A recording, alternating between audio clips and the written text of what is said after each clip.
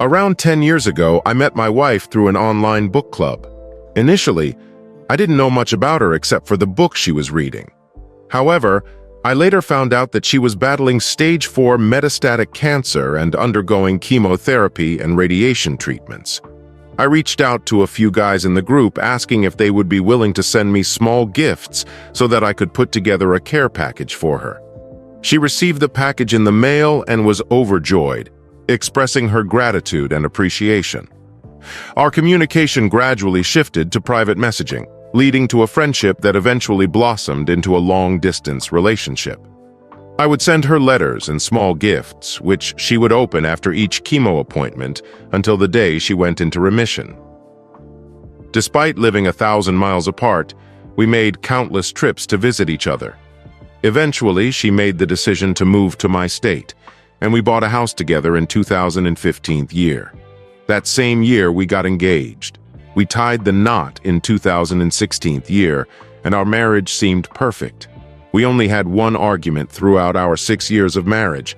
I was financially stable, which allowed her to secure her dream job that she still holds today. Without the pressure of financial strain or the responsibility of children, our marriage was relatively stress-free. Any disagreements we had were quickly resolved within a few hours, or so we believed. I will provide further details on this matter later. In 2020 year, we made the decision to sell our house and move 1,000 miles to be closer to her family. Unfortunately, in May 2021 year, my wife had to undergo a hysterectomy due to chronic bleeding. Prior to the surgery, she required 2 units of blood as her hemoglobin was critically low. I was fully supportive of her throughout the process, and she took 12 weeks off work to recover. In turn, I took 6 weeks off work to care for her. After 6 weeks, the surgeon cleared her to return to work.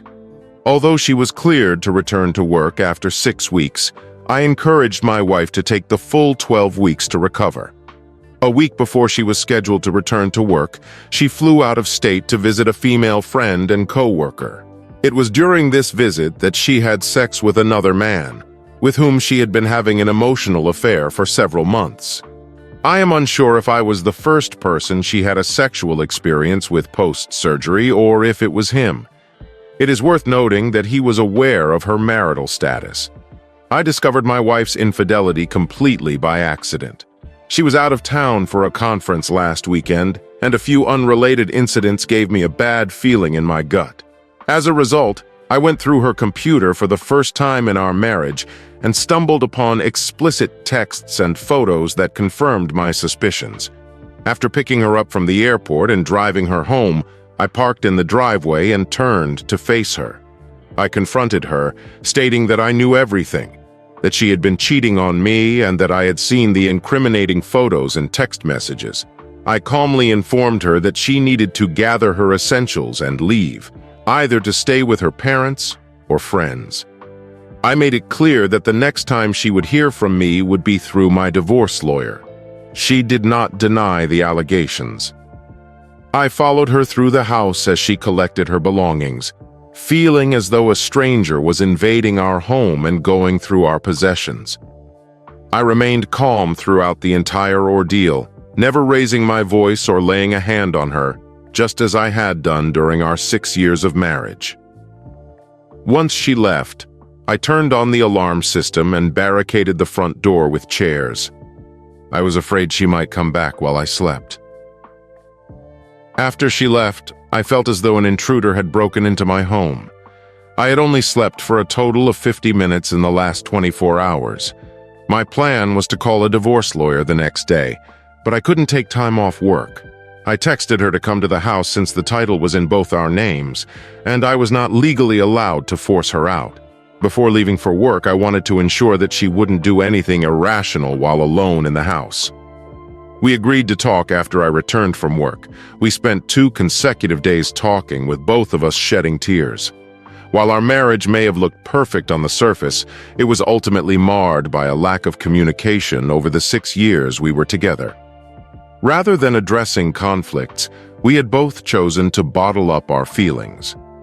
During these 2 days of discussion, we learned more about each other than we had over the entire course of our marriage. It's worth noting that while she was away on her conference trip, I drove an hour and a half to assist her 90-year-old grandfather in getting out of bed.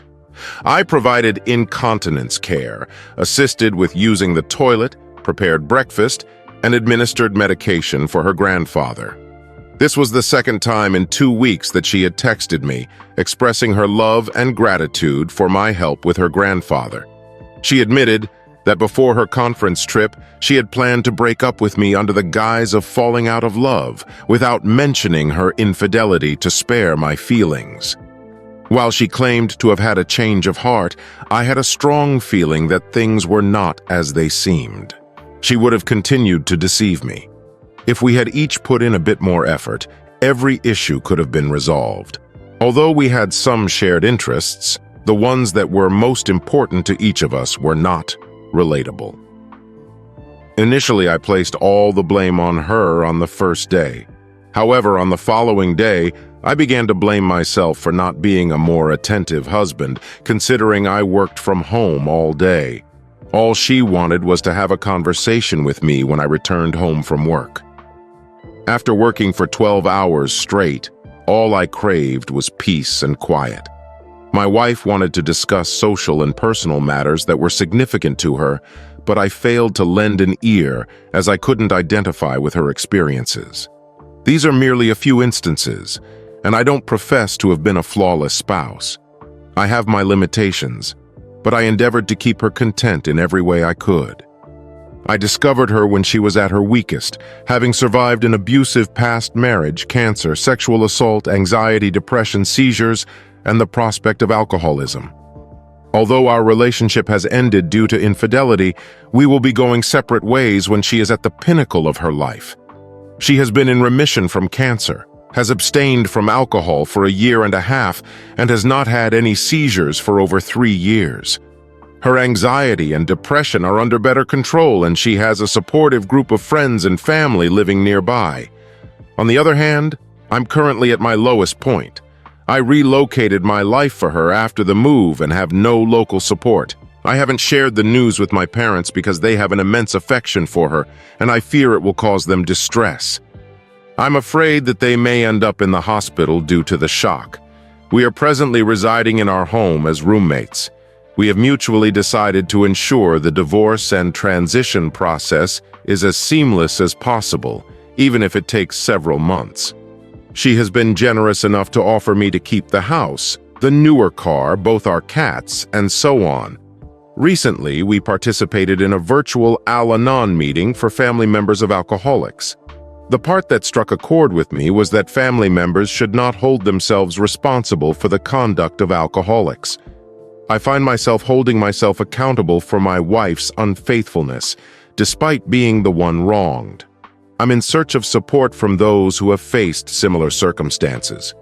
I understand that I will need to develop the ability to trust my future partner, considering the person whom I trusted wholeheartedly has betrayed my trust.